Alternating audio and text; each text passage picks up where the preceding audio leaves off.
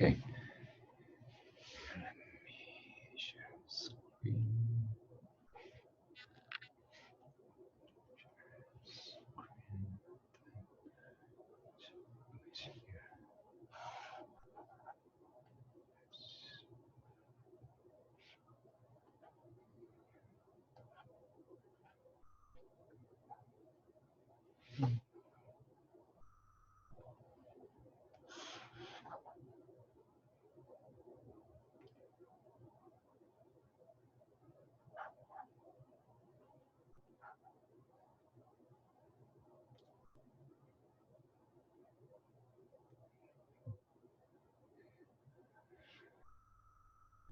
Okay, let's see.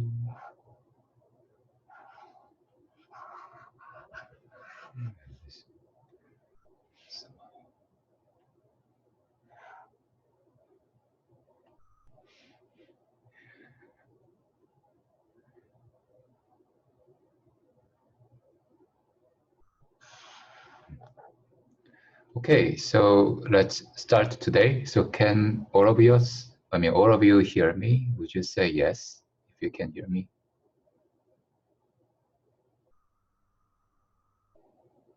Okay, good.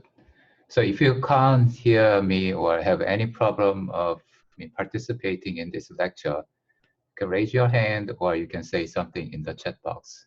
I'll always check your responses in the chat box. Okay, so we're gonna continue the discussions on the equational reasoning. By the way, I know that some of you joined this online, this course at some point, not from the very beginning, but make sure that you read all the announcements in the course webpage in the KLMS. And these announcements include very important information about general rules or policy of the course, as well as some of the things that you have to do to get full credits from the course. Okay, so last time we talked about equational reasoning. We said there are many questions we can ask about propositional logic formula.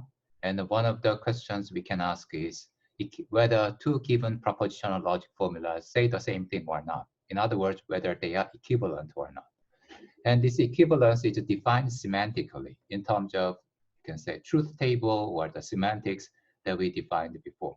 So one approach to show equivalence between two formulas is to use that semantics. But then, although for simple formula, that approach is quite easy, but more complicated formula, that approach doesn't lead to efficient algorithm. So what we are doing right now is to have some alternative way to show the equivalence. So some people say this is more like axiomatizations of equivalence. We will come up with a bunch of rules. So here we defined in terms of a two-step process of this designing, the set, how to design this set of rules. And the first step consists of looking at a set of what I call axioms. So these are the basic rules. The second step is to come up with a very meta rule, which allows us to use the rules from the first step anywhere in the formula. So if we can show two formulas are equal or equivalent using these set of rules, so then that implies these rules are semantically equal.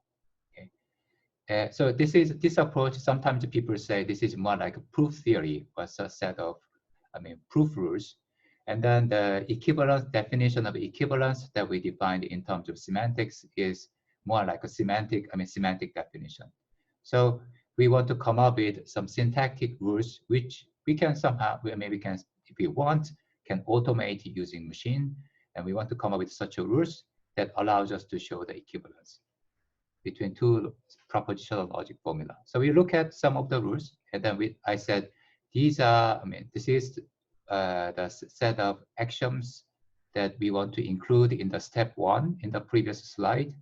And it turns out this set of rules are complete. So we don't miss anything by using only these rules. And they have some, although it looks a bit more complicated, they have some structure. The structure is that these rules always come in pairs. And I said they form some correspond to some of the well-known mathematical structure. If you learn, like say, group theory, And you might have heard about so-called monoids or commutative monoids. And the first three talk about the commutative monoid structure of AND and OR. And then the fourth rules talk about so-called absorption rules, which is related to, the notion of implications, two different notions, way of deriving the entailments using AND and OR, they are equivalent. The third is this, the fourth is distributivity. The last one is a rule for negation. Okay. So these are the rules, and then I asked to solve the problem that in the next slide. So maybe I will open another box and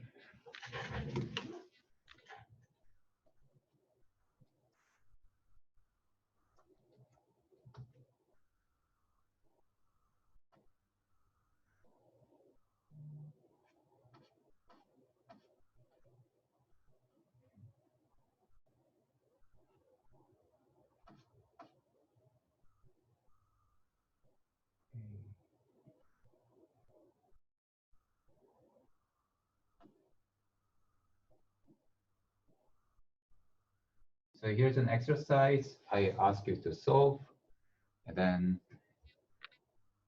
maybe some of you already solved all of this. Maybe I will give you 5 more minutes now so that you can, if you haven't done it, you can have some time to at least try 1 or 2 rules here. And after, so in maybe 9-11, I will show you the answer for, how you can derive some of these rules. So this is a bit different from the one that based on the semantics. If you look at the semantics, the equivalence that I showed you in the slide here, in slide at this side, this is quite easy. You can prove it directly, but the difficulty comes from showing these rules only using the axioms that you can see on the other slides. Okay, so try to prove, pick. I think you have only maybe time for try 1. If you haven't done it, pick 1 of them and then try to prove that rule.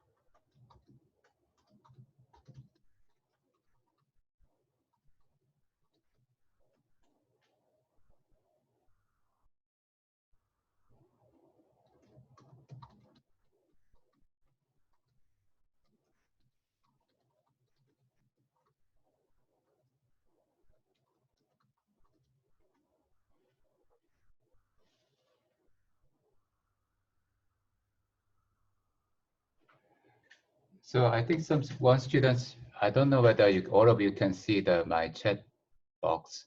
One student asked me, what's the point of proving this on the right-hand side slide? I mean, slide here, because you can use semantics to prove all of these very easily. So the point is really not about, in some sense, the truth of all the formula that you see on the right-hand side.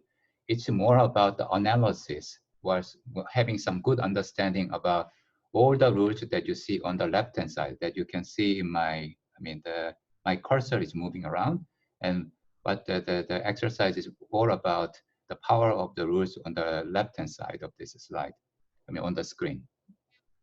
So some of you who are familiar with, who took a course on group theory, there are very simple axioms of the group theory. And then from these axioms that you derive multiple equations. And it's a bit similar. So we are saying there are some truth about what we mean by equivalence, which is completely characterized by the semantics. But then we are saying there's actually alternative way. There is some theorem called Completeness Theorem, which says that there is actually alternative way to characterize this equivalence in terms of rules, not in terms of semantics. And that complete characterization is the 6 axioms that you see on the left-hand side of the slide, together with the fact that you can apply these axioms any of the subformulas. Okay, so this exercise is about the power of the 6 axioms, not about the truth in some sense. So let me show you the answer for maybe double negation rules. Because if you try to do this, I found it's very hard, and then maybe some of you might feel exactly the same. So, it's insert.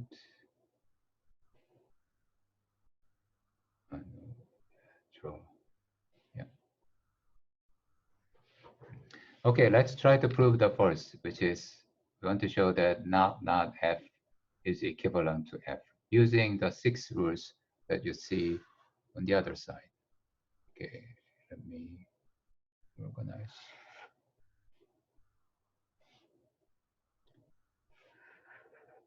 Okay, so how to do this? And if you look at this, it's very unclear what to do. But here are just one way to do it. So we make a plan. The plan is we will show not f is going to be equivalent to not f and f by using the axioms. So that's what first thing that we're going to do. Second thing we're going to do is we will also show that f is equivalent to not f and f.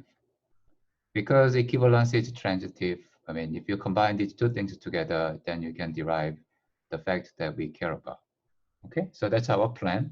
Then how you do it, then the way you can do it is you start with the not f, and then we add n true, because the true is a unit of n, so we can add true here.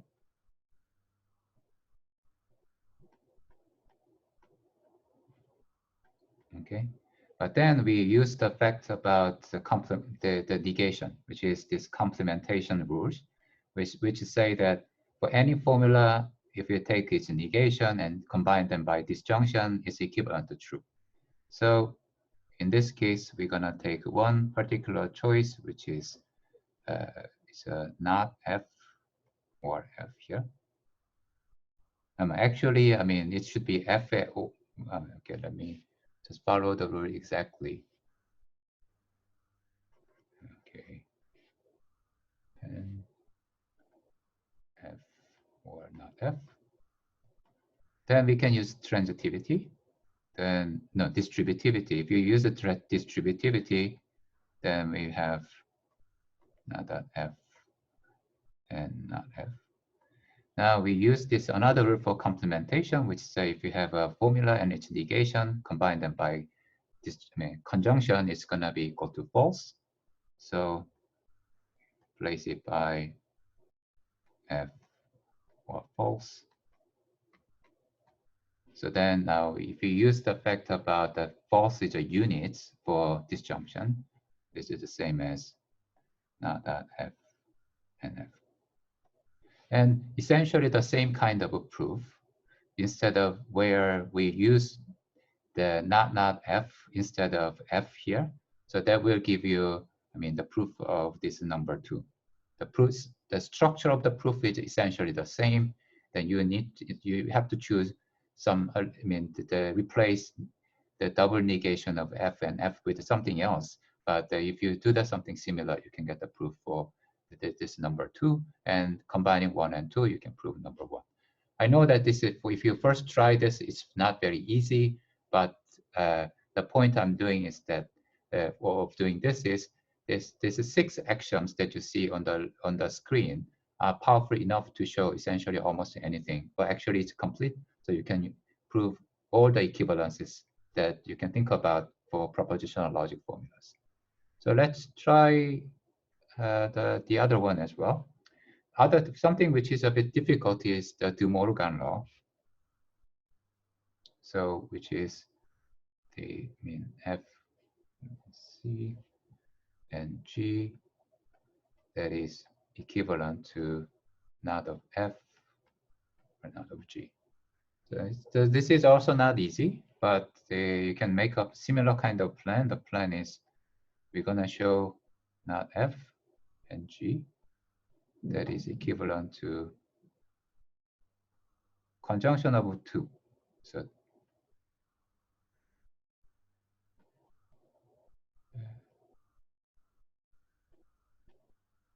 the overall structure of the proof is pretty similar. So this is what we're going to show. And then, right, the second part is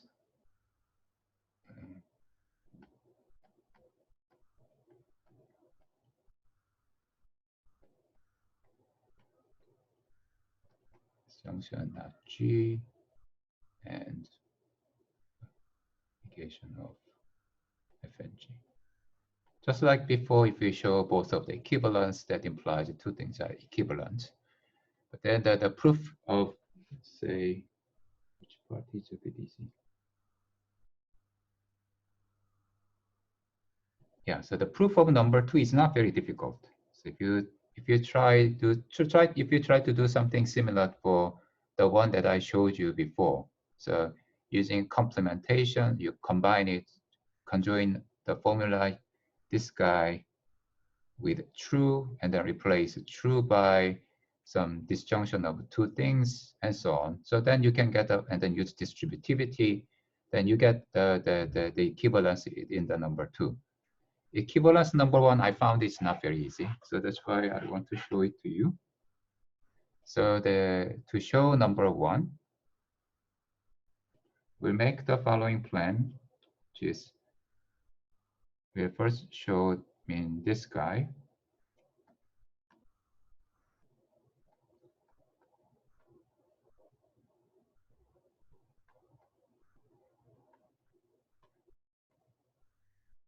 And show that this is equivalent to true. Okay. So we're gonna show this is the case. I think my characters are too big. So, and then suppose we show this one. So then to show the number 1, here's what you can do. If you have F and G, then that is equivalent to F and G.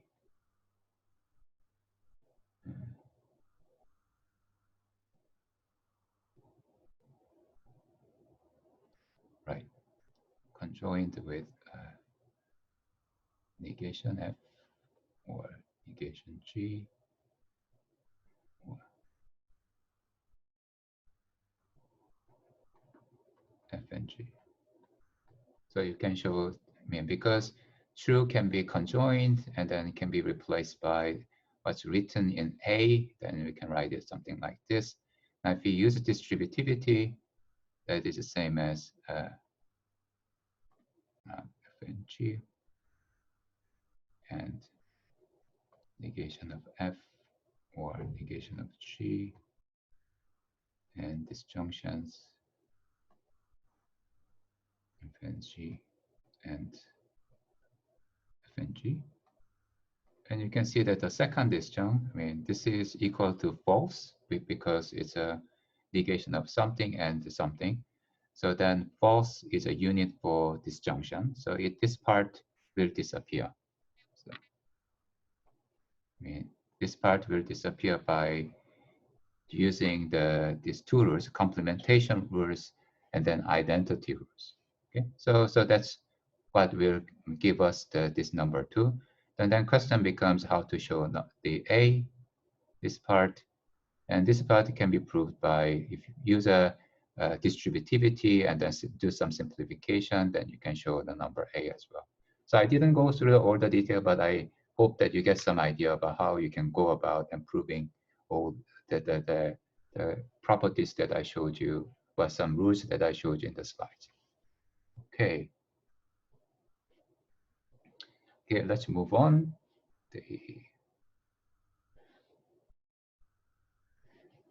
Right. So then in general,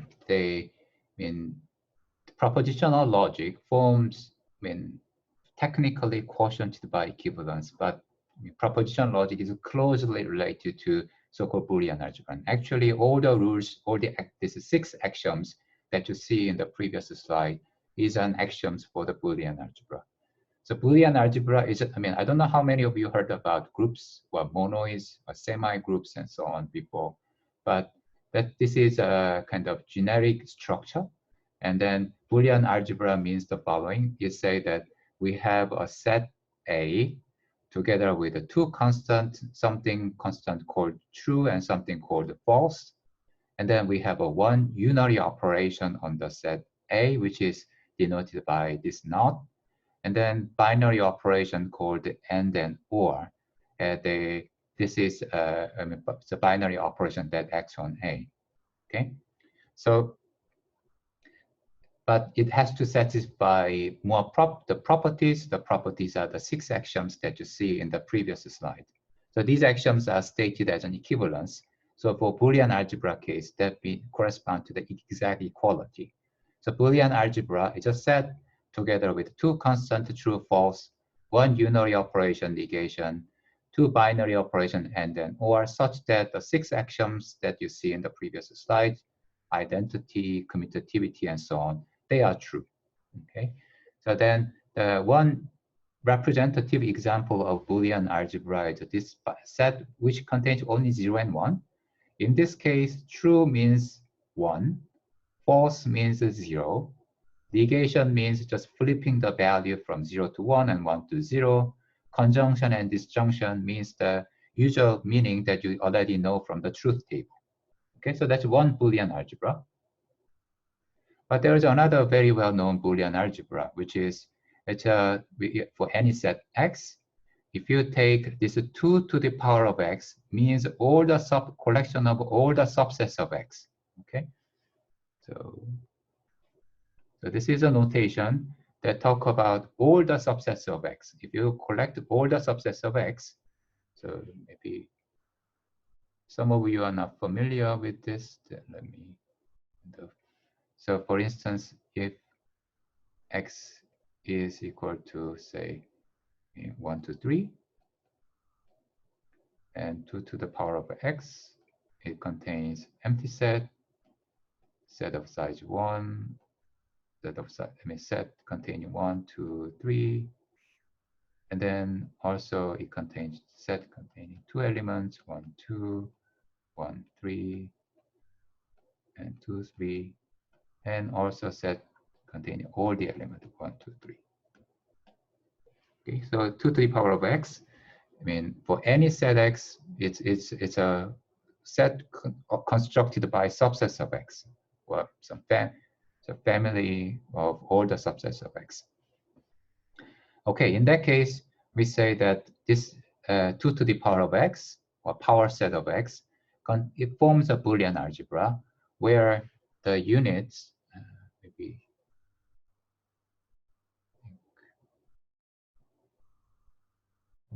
yes. So the unit in this case is equal to the entire set. So in this example, the true, no, not unit, the true correspond to this entire set 1, 2, 3. False will be an element of this 2 to the power of x. but this false will correspond to the empty set. So this is going to be a false. And then the and will correspond to the conjunctions, or will correspond to disjunction, negation will correspond to the complements. Okay, so this is not, I mean, you can, so it's closely related to your understanding about the truth table. But the point I'm making here is that it's not necessarily the truth table. So Boolean algebra can be essentially anything. And in particular, if you have a power set, then there is a very canonical way of constructing the Boolean algebra, where true means the entire set, false means the empty set, conjunction, intersection, disjunction, union, negation, complements. So that's another way. And then you might ask, okay, is there any, so now that what I'm talking now is maybe not that important to most of you, but if you learned about, took a course on group theory or algebra, then you might ask, okay, is that what other kind of Boolean algebra we can build? And it turns out there's some so-called representation theorem. So let's clear our drawings. Then this, right. There is a representation theorem. That representation theorem say for any finite Boolean algebra, so if it's a Boolean algebra where underlying set A is finite, so then that finite Boolean algebra is always of the form 2 to the power of x. Okay. So in particular, this one means the Boolean algebra we talked about, which is this guy, should also have this form 2 to the power of x. Wait, why it doesn't work? Yeah, so this guy should be also be the form of 2 to the power of x. So you might ask, okay, what's going to be x in this case? X in this case is a singleton set. So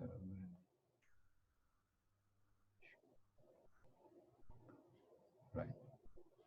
So x in this case is a singleton set. It just contains one element, say star. So then the 2 to the power of x is going to be empty set and then singleton set. So this empty set corresponds to 0, and the singleton set, the set of everything, will correspond to 1. And then in fact you can show, I mean, although it's not very easy, one can show that every finite Boolean algebra will be always of this form. So that's the fact. And thus, I will give you maybe 15 seconds to think about what about infinite Boolean algebras. I know, I mean, I'll give you a very short time because even this question doesn't make sense to some of you, but just to somebody who already knows enough about algebra, think about it a little bit.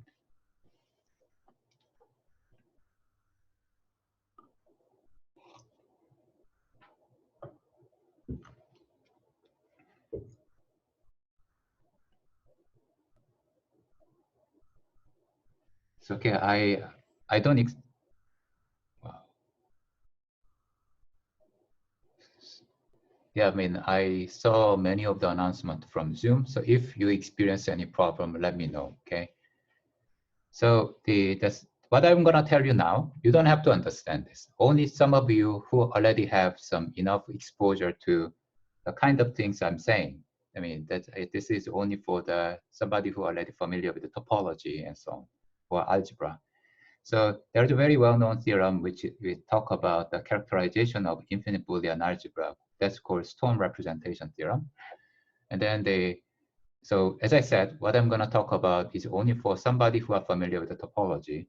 So if you have something called topology, so then topology usually contains some underlying set. Let's erase this. No.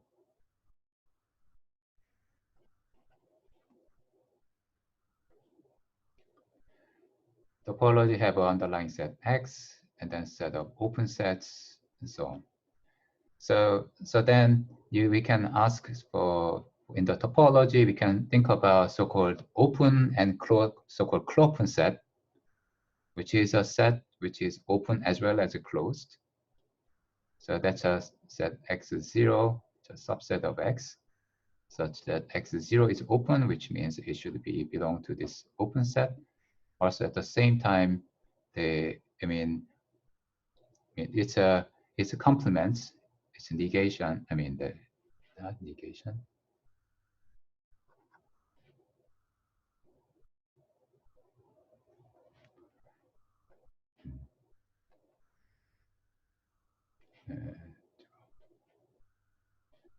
So, and then x0's complement should also belong to the open. So if it's x0 is open as well as closed, then we call it clopen. And then if you collect all these clopen sets, so then let's call it like C.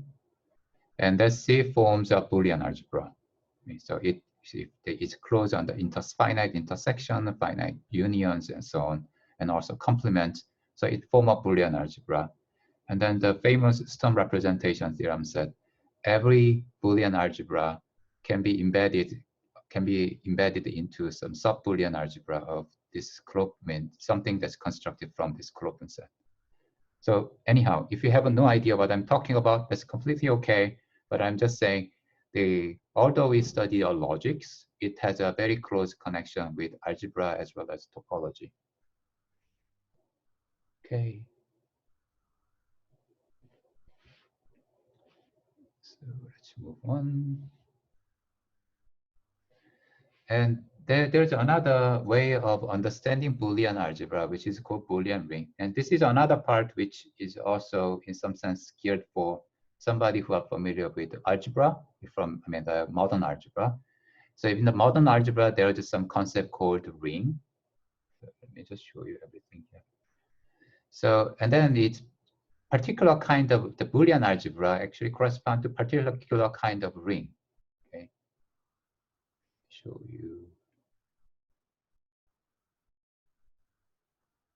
So if I give you some short introduction to ring, ring is some set, in this case A, together with this, it has something like a plus operation with each unit, 0.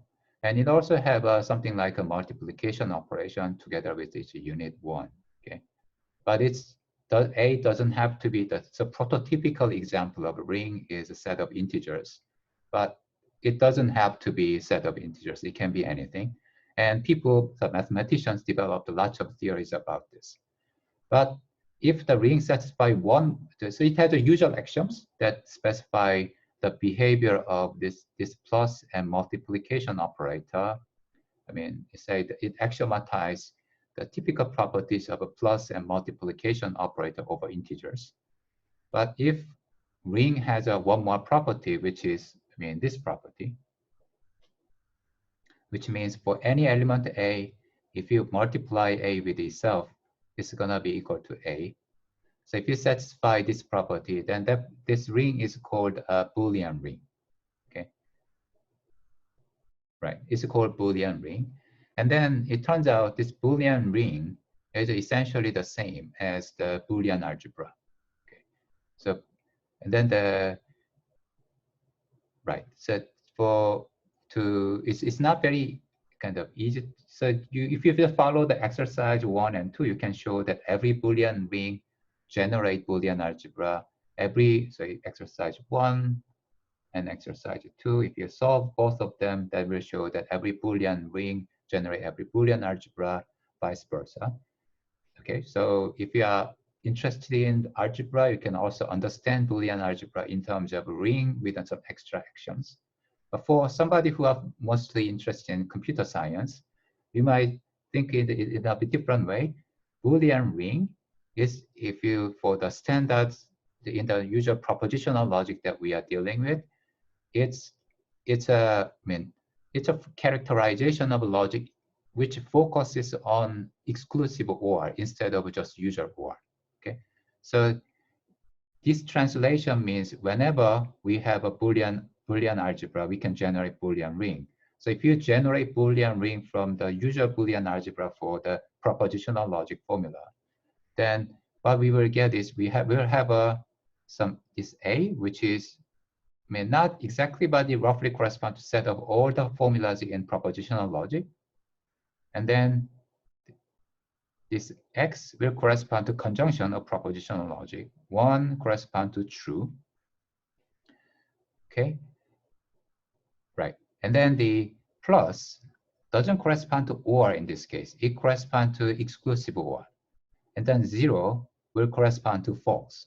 So this is another way to characterize logic in terms of conjunction and exclusive or. So if you focus on this, this will have a closely related to one of the very well-known algebraic structure, which is the ring structure. And I mean, some of you who took course on modern algebra, that you know that if you have a ring, then you can think about something like a so-called ideal, and then you can take a quotient constructions and so on. So many tools from modern algebra, it's available for any rings, and it actually some people who studied, especially model theorists who study the logic, they use this connection between Boolean algebra and Boolean ring, and borrow tools from algebra to study what's really happening in the propositional logic. Okay.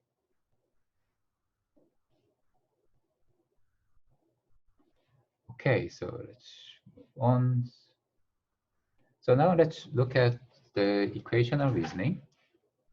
So we look at axioms, and then we said these axioms can be applied to anywhere inside the propositional logic formula, and we can use these rules to show two things are equivalent. The propositional logic formulas are equivalent.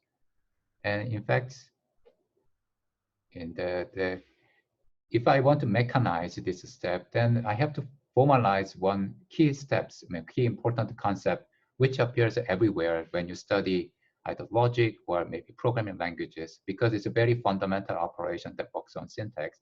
This is called substitution operator. And intuitively, substitution is really simple. It works on formula G that you see on the screen.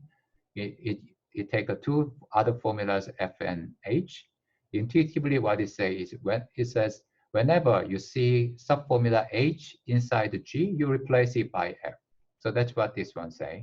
So for instance, if you have a propositional logic formula that you see on the screen, and then the other part that you see there, say P1 should be replaced by negation of Q1. So if you apply this, the outcome is going to be exactly the same formula where P1 is replaced by negation of Q1. So that's what you see on the screen. And formal definition of the substitution operator is done by this using induction. It says that if the base case of this induction is if G is the same as H, then we apply the substitution and replace it by F. So if G is the same as H, we replace it by F. Otherwise, we do the case analysis. And then the case analysis says for base case, the substitution doesn't do anything. That's because any of these base cases are equal to H. So we don't do anything. Inductive case, we just make an inductive call, a recursive call on its subformula. So negation of G with substitution is same as first apply the substitution to subformula G and put the negation outside. And conjunction and disjunction are essentially the same. You just apply substitution to the subformula like G1 and G2 here. So I think if you hear the word substitution, I mean, your intuitive understanding about how substitution works exactly corresponds to my formal definition here. The point I make it precise is because, I mean, ultimately, I want you to be able to implement this substitution operator in your computer. And this provides a specification about what you need to do. Okay, so then there's the so-called substitution theorem. It says that, I mean, although it looks a bit complicated, it says something like this. Maybe the best way is to,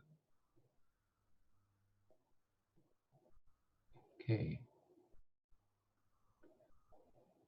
So it says something like this. Suppose I have a formula G, and then I replace, in that formula, replace H by F, but it happens that F and G are equivalent, okay?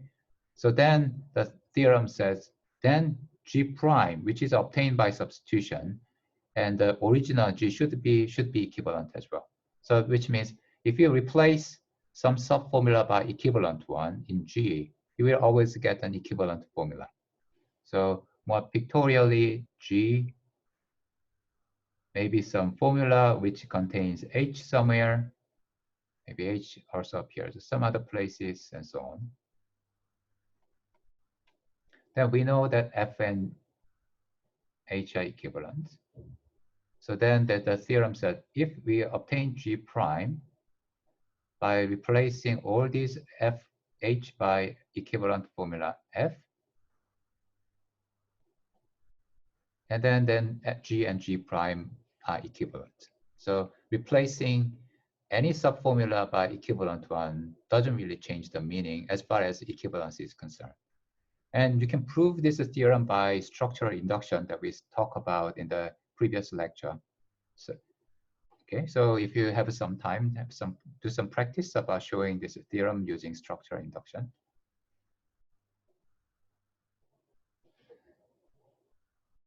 And now we're gonna use this theorem to do some proof. So, I mean, I already showed in some sense more complicated proof in the previous slide, but here's a more kind of proof which explicitly say which axiom is used and then how we are using the substitution theorem in the previous slide.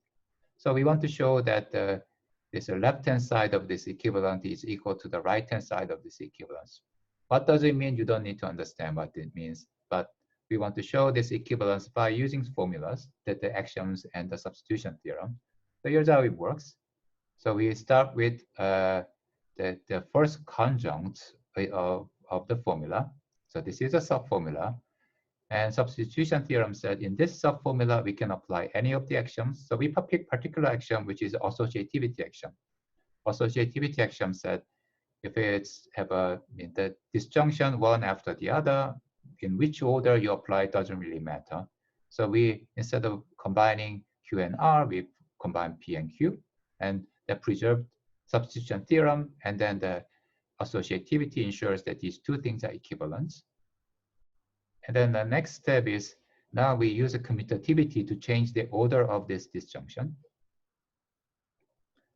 And then the third step is that now we recognize there is an R which is shared by two conjuncts, and we take it out by applying, in a sense, this distributive law or distributivity axioms in a reverse order. So we take R outside, so that's what we get in the next. And then now we focus on the other part, and then the second, the disjunct. In that disjunct, we apply commutativity, and then we apply the distributivity. That's how we get the next one. Now in this distributivity, we see that we have a formula not P and P. That's going to be equivalent to false because of this complementation axioms. So we can replace it by false. And then we know that false is a unit for disjunction, so it can disappear. That will give us the final answer that we care about. So the purpose of this exercise is that by using the set of axioms and the substitution theorem, we can formally do this proof. And this is a kind of step that's going to be done automatically by a machine if you implement automatic theorem prover based on these axioms and substitution theorem. Okay, so now the last things that I want to talk about today is a normal form. So I think that you already heard about normal form before. There is something called conjunctive normal form and disjunctive normal form. But I kind of want to remind it and then also introduce some of the terminology which will play a very important role throughout this lecture. And then also want to understand this normal form from more computational perspective. So to understand, to talk about the important part of this part of the lecture is actually terminology. So one terminology we're going to use a lot is the notion of a literal. Okay, literal means it's either propositional variable or it's negation. So in a sense, most of the formulas, or in almost all the normal forms that we are talking about, the formulas are constructed constructed in layers, and literals will be at the bottom of the layers. These are the basic ingredients which we're going to use to build some more complicated formula. So literals are propositional variable or its negation. And then there are two normal forms. One is called conjunctive normal form, and then second one is called disjunctive normal form. And conjunctive normal form is a conjunction where each conjunct is a disjunction of literals. Okay, so as I said, this the normal form formulas are constructed in terms of in layers. So the first layers, the things in the first layer are the literals, so which is like Lij, the propositional variable or its negation. They can be in the conjunctive normal form case. The next layer consists of the this disjunction of literals. This is called clause. The final layer is a conjunction of these clauses. So this layer right above the layer for the literal is called clause. So in the case of a conjunctive normal form, this part is called clause. And then disjunctive normal form case, the layer right above the literal is this conjunction. And this conjunction of literals will be called clause when we talk about disjunctive normal form. And the disjunctive normal form formula is a disjunction of this conjunction of literals.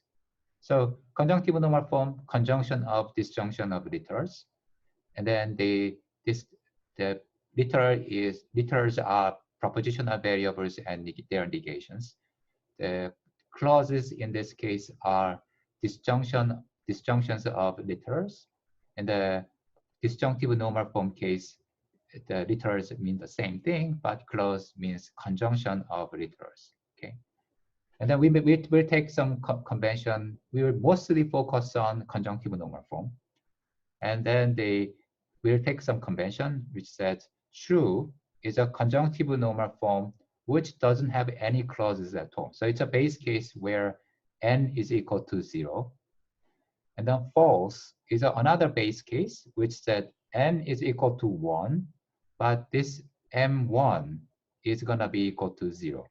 Okay, so the true is a special kind of conjunctive normal form which doesn't contain any clauses at all. False is a special kind of conjunctive normal form which contains only one clause, which doesn't contain any literal at all. Okay, so these are the two conventions that we're going to adopt. Now here's one exercise I want to think about. Now, if we represent formula in conjunctive normal form and disjunctive normal form, then the kind of some of the questions we can ask about these formulas have a very different behavior in terms of computational complexity. So here's an exercise I want you to think about. I'll give you maybe 3 minutes. So we talk about the satisfiability question, which is given a formula, we want to decide where there is a model or assignment that satisfies the formula. Validity means given a formula, we want to check whether the formula is always true or not. It's true for all the models, all the assignment or not. And then, so these are the kind of computation, these decision problems that we talked about in the beginning of this lecture, this set of slides. Then here the question is, suppose this formula F is always given as a disjunctive normal form formula. If that's the case, which of the set or valid can be decided in polynomial time, and which can be decided which we don't really know, okay? Which is likely to be more difficult.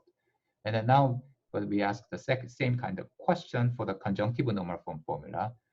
The input formula is a conjunctive normal form, and we want to see whether satisfiability is easy in that case or validity is easy in that case. So I will ask you to, give you maybe 3 minutes, and I will give you an answer, maybe 54.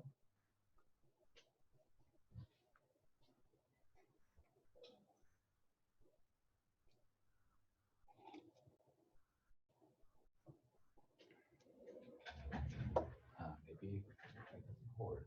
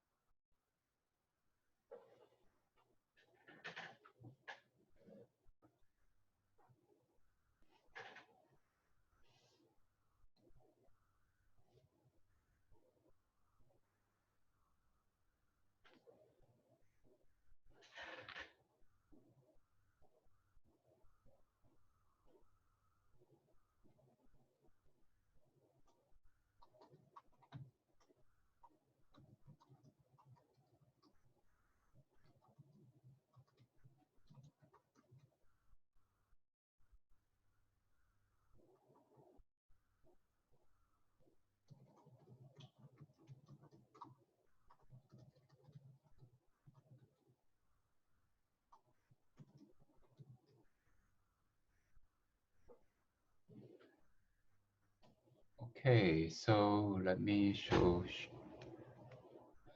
tell you the answer, and then maybe for share the chart. So actually, yeah, I can see that it's not very easy. So then the answer for the first is set, the answer for the second is valid, okay? And then the reason is satisfiability for disjunctive normal form is very easy. And to see this, okay, let's think about when we can, with this formula, f is satisfiable. Okay, let's look at here, right? So let's see when formula f is satisfiable here. And because it's a disjunction, if only one of the disjunct is satisfiable, then it's going to be I mean, at least one of the disjunct is satisfiable, then f is satisfiable, and that's the actually sufficient and necessary condition. So only one of the, if one of the disjunct is satisfiable, this formula f is satisfiable. If f is satisfiable, one of the disjunct is satisfiable, which means that to check the formula f is satisfiable, we only need to check this guy, each of the clause is satisfiable or not.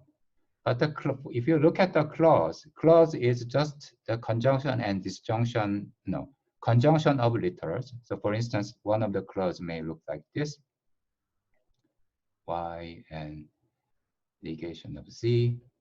And then another clause might have something like not y and x. Okay? And then for given each of the clause, checking satisfiability is very, very easy.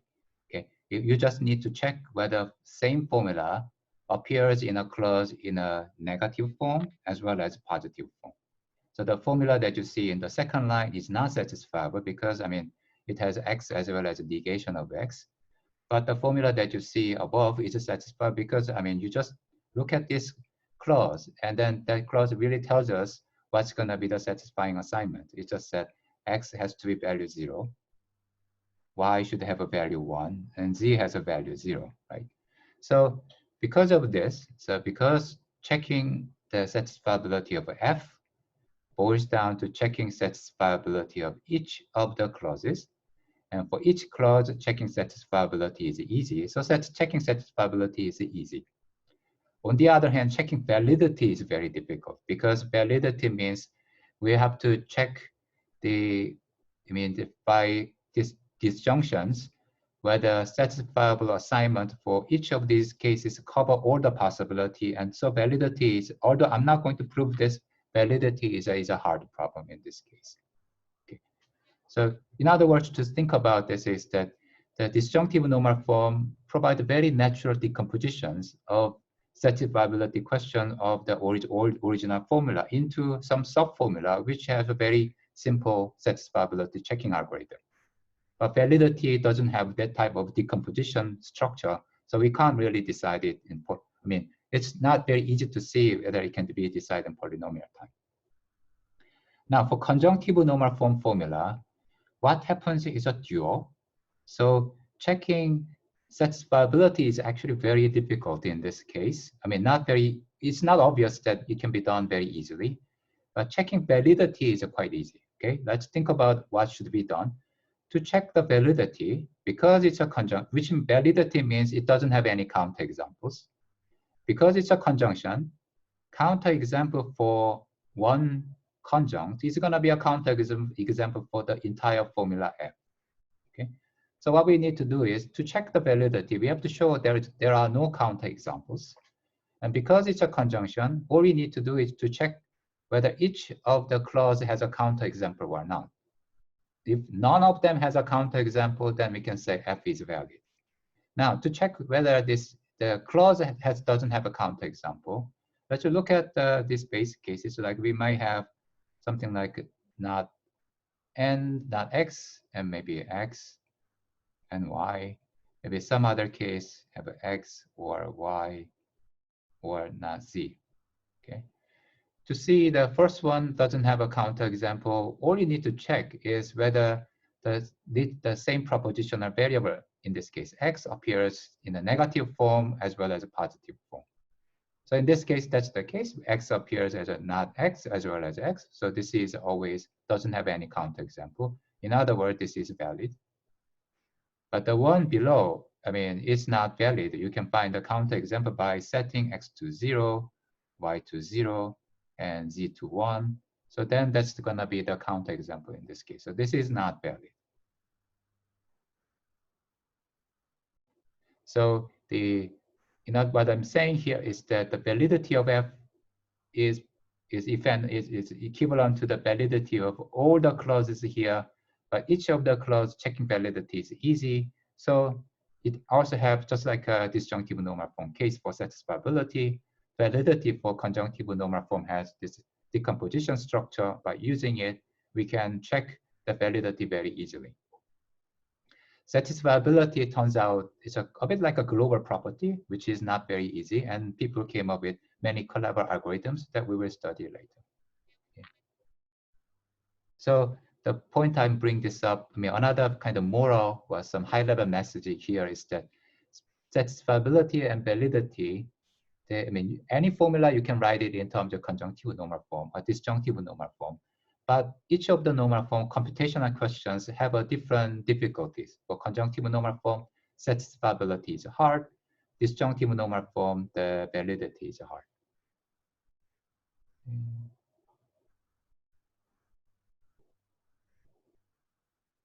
Okay, so then there is some theorem which says every formula can be converted into equivalent formula in conjunctive normal form as well as equivalent formula in disjunctive normal form. And I think, I mean, most of you already saw the proof of this theorem, maybe in the early course in computer science curriculum, KAIST, or maybe in your high school. So, but let me show you some other kind of a proof about, I mean, I'll show you two proofs just to help you. I mean, the one proof is actually very useful because it kind of help you to think about how to use truth table to do some reasoning. The second proof is more like the one that you perhaps learned in the previous course. So the proof is actually not very hard. And then, I mean, my friend have fun about this. I mean, when mathematicians talk about trivial, it means multiple things. But so here's one proof about this by truth table. So as I said, truth table as an algorithmic tool is not very good, okay? But truth table to understand what really happens in the logic, it's extremely useful. Okay, for instance, by looking at the truth table, you can have essentially two-line proofs for every formula has a disjunctive normal form. So let's see how that can be done. So suppose we have a formula f in this case, and we want to show that that can be converted into the disjunctive normal form as well as a conjunctive normal form. So we have a formula f here, and we want to show it can be converted into disjunctive normal form and conjunctive normal form. And right, so then here's a way to construct disjunctive normal form. So from the truth table, so disjunctive normal form is, you can think of it as, in a sense, each disjunct enumerates the truth case of the given formula. So one way to construct a disjunctive normal form is to construct one disjunct for all the truth values. So in this case, we have, doesn't work. So I think maybe I have to, right. No. So, okay.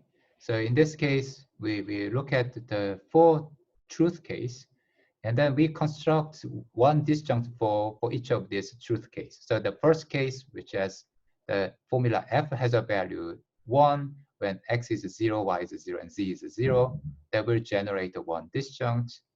Formula f has a value 1, and in this case, that will create another disjunct and so on.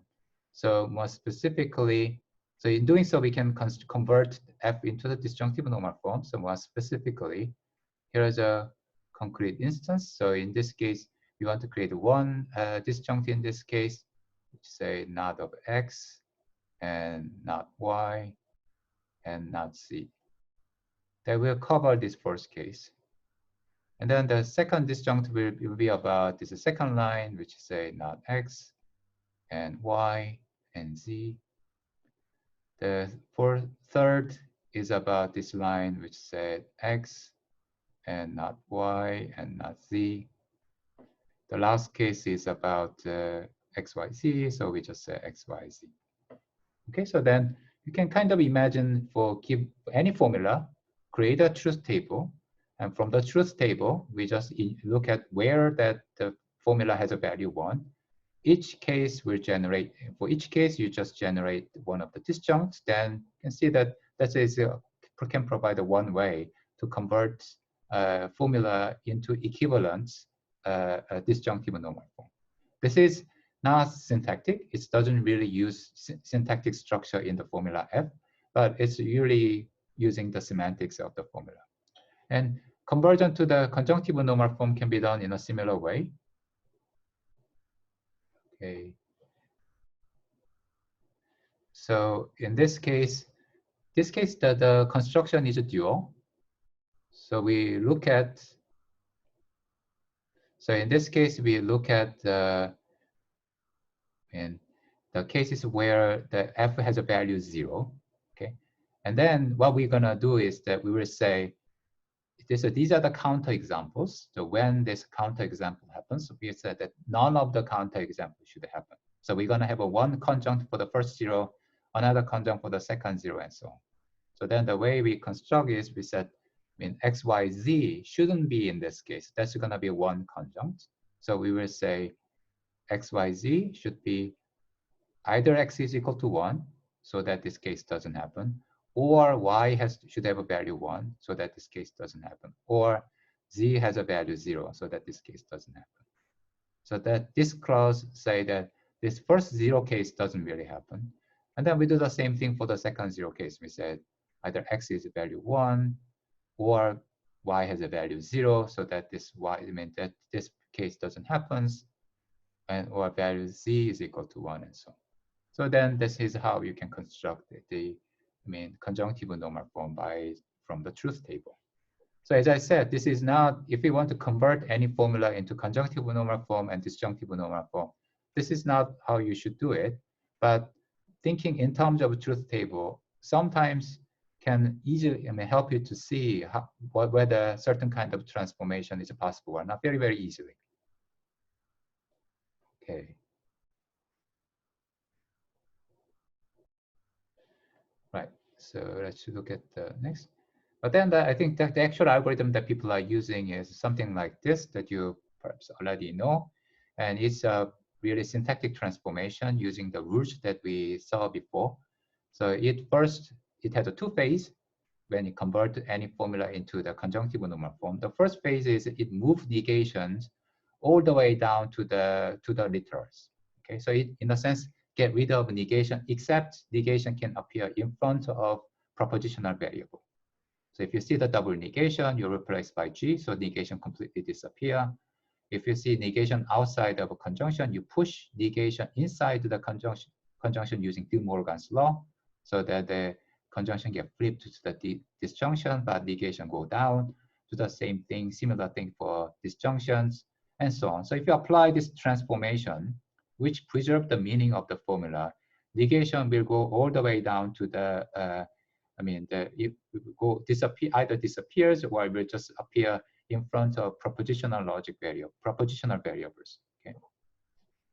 So the step that you get after this transformation is called negation normal form. And then the second step is using distributivity to move conjunction to the top level. Okay. So if the disjunction is above conjunctions, we use a distributivity to move conjunction to the top level, and vice versa. I mean, to do something similar for the other case here. And so that's a second step, which moves the conjunction to the top.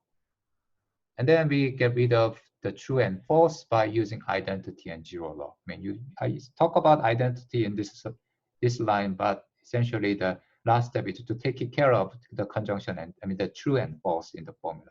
So if you move negation to the down and then move the conjunction up and then get rid of true and false as much as possible, then you can have a conjunctive normal form.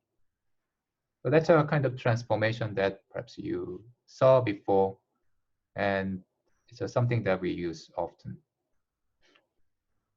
Okay, so that's pretty much it that I want to cover today. And we talk about equational reasoning. And so we took a different perspective about proving equivalence between formula. Instead of using semantics, we thought about using the rules. And then we show that there are some collection of rules coming from Boolean algebra and substitutions. And then we said, I showed you how you can use these rules to derive something that you expect to be true. And in fact, as I said, these rules are complete, which means any logical equivalence can be proved by Boolean algebra axioms. And then I show you how you can use these rules and or maybe truth table to show that every logic formula have some normal form. And one reason we think about normal form is because when we design an algorithm like a set solver or DPLR algorithm, or some other algorithms, if we assume the formula has a specific normal form, design of the algorithm becomes a lot easier. I mean, you have to worry about a lot less cases, and then some other algorithmic tricks can be applied. So disjunctive normal form and conjunctive normal forms are something that people think a lot or assume a lot when they design an algorithms. And later, we're gonna show a few more facts. Especially, we're gonna show that once you have a set solver for conjunctive normal form, then we can use it and to answer the set solver for any other formula without incurring any non-polynomial time penalties. Okay, so you can always do it. This last equality, you can always have this equality because any formula has a conjunctive normal form. But if you look at the algorithm that we described so far, if you do it naively, the formula may get explode. So the small formula may get huge. So this potentially can have an exponential penalty. But we're going to show that if you design a set formula for CNF formula, then we can convert it to the set algorithm. We have a set algorithm for CNF formula. We can convert this set algorithm for any formulas in propositional logic without incurring exponential penalty. Okay, so that's it for today.